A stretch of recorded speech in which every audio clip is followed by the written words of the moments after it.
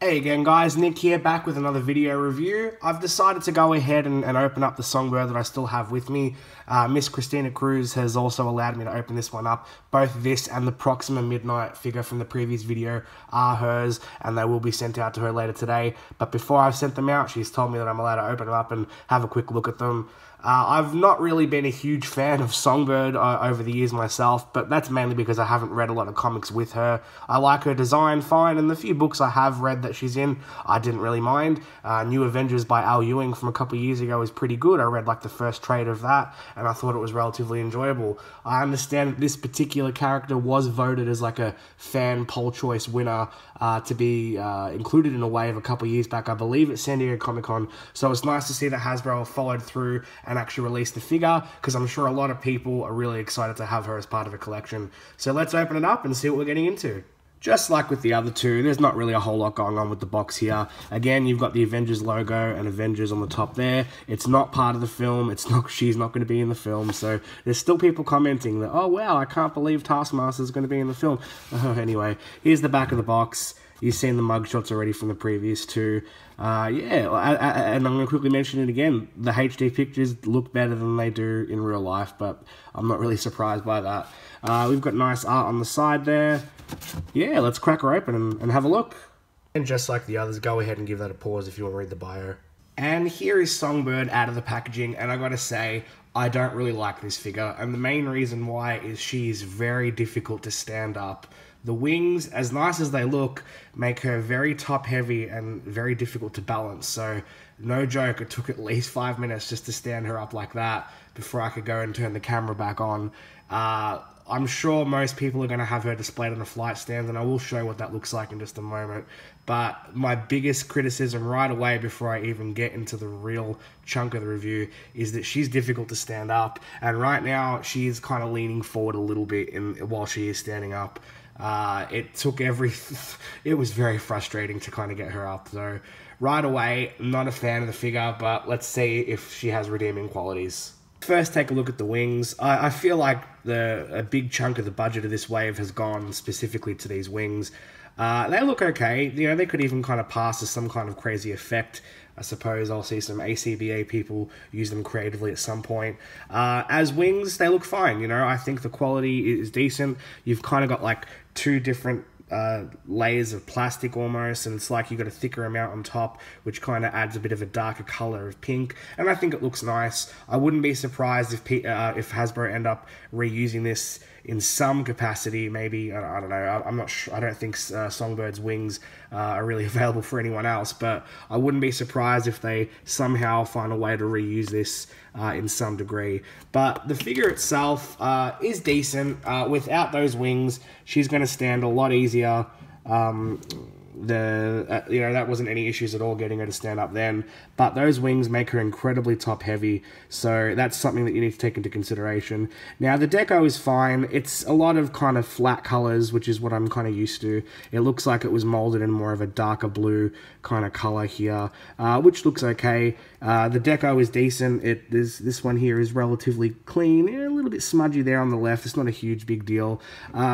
She has stripes going up and down her leg, and they're printed quite nicely. I think they look pretty good. Her gold wristbands look okay as well. It's a different shade of gold to the little belts as well as her shoulder armor pads. I'm willing to bet again that this was likely molded in a dark blue plastic and probably painted gold, which is why the colors aren't exactly the same. Her head looks pretty decent. I think as far as the actual sculpt goes and the design goes, it looks pretty good. You know, there are a lot of uglier female figures out there. I don't think this is the prettiest one. I still think that Rogue and Silk are probably top contenders for the prettiest Marvel Legends faces that have been released, but this is definitely not an ugly figure at all, and I'm sure I've knocked her shoulder piece. There you go, shoulder piece is removable. And there you go, pop that back on. I like the little...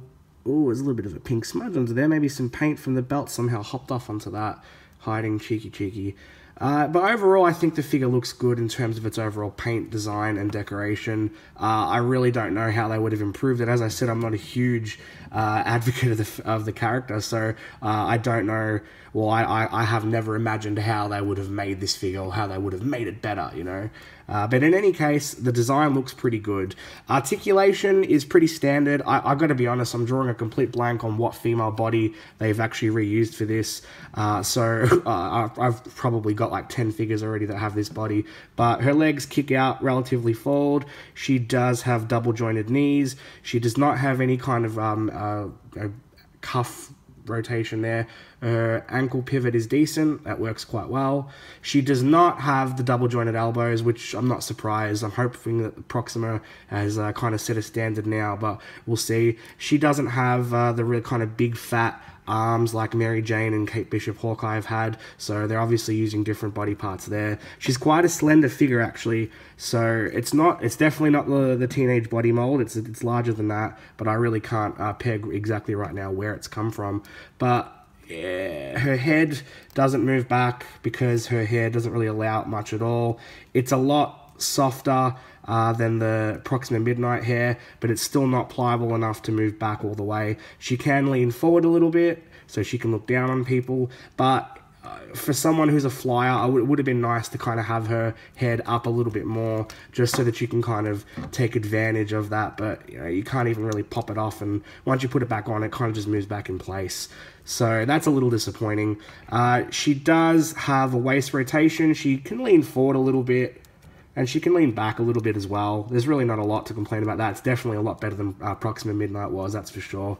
Overall, though, I don't really have a lot to say about this figure. It's nice. I think it looks decent enough, but I'm not a huge fan of the character. I feel like if I was, I'd probably be geeking out about this and telling you how great the figure is and why Hasbro didn't make it years ago, they're still, you know, that kind of thing. You know, I'm just not passionate about it like I was with Taskmaster, so I'm not going to lie, that's one of the reasons why I'm not as thrilled about the figure.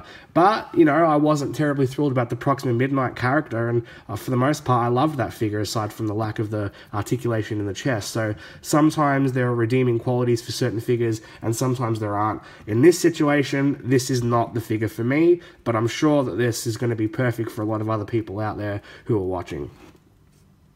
And for a size comparison, here we have Songbird staying next to Angela from the Guardians of the Galaxy wave and Sue Storm, Invisible Girl, from the Walgreens exclusive.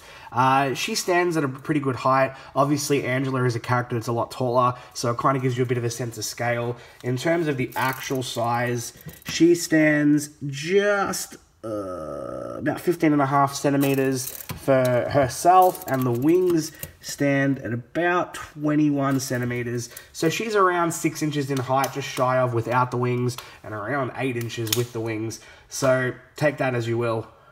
And to compare against a few male Marvel Legends figures, you've got Bucky Cap there on the left, and the only other new Avengers figure that I have, which would be Hawkeye. So I know that there is an older Wiccan and Hulking, but I'm probably not going to bother tracking those guys down because, again, not a huge fan. But to give you a bit more of a sense of scale, Bucky Cap is probably one of the most universally known bodies for Marvel Legends figures. And here we have Songbird against two larger, bulkier figures in my collection. You've got the Ed McGuinness Hulk from the Valkyrie 2-pack and the Mandroid Builder figure, both a lot bigger and girthier than she is. But you can see the wings are definitely taller than they are, so that's something to take into consideration. And here we have Songbird perched up on a Toy Biz flight stand.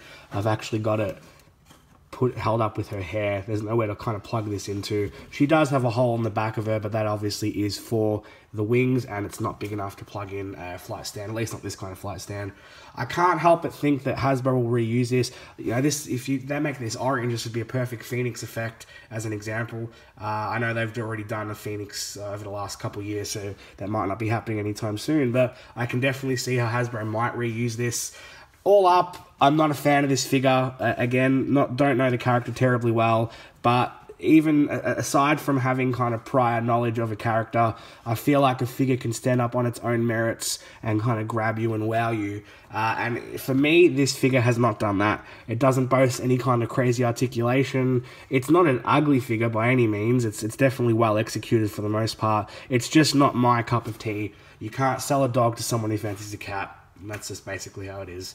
Thanks very much for watching the video, guys.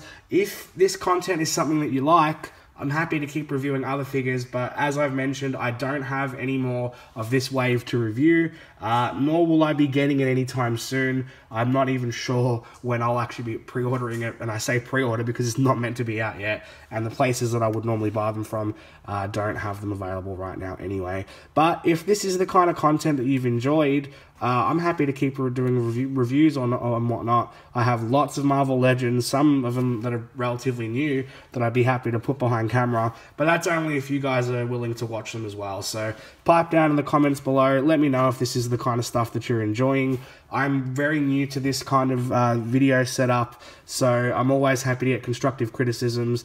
You know, saying this video sucks isn't really constructive, but saying, hey, I liked it, but you could do this, or you could add that, that's very helpful, and I'll always appreciate things like that. Anyway, I might see you again, I might not. I hope you enjoyed the video. Have a fantastic day.